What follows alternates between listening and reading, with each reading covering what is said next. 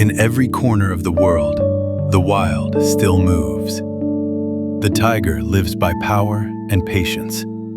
He rests long, then walks with slow, heavy steps. He listens, waits, and saves his strength for one fast, perfect attack. The black panther is a shadow with eyes. She prefers silence, staying alone, choosing darkness over open space. Her dark coat hides her. Her sharp senses guide her. Most of her life is waiting, watching, and staying unseen. The leopard is the great adapter. He accepts many kinds of prey and many ways to hunt. He avoids risky fights, slipping away instead of wasting energy.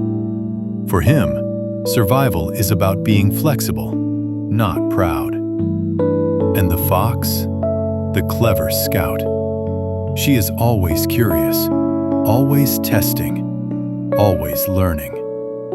She follows smells, listens for tiny sounds, and remembers every safe path. When she finds extra food, she hides it for later.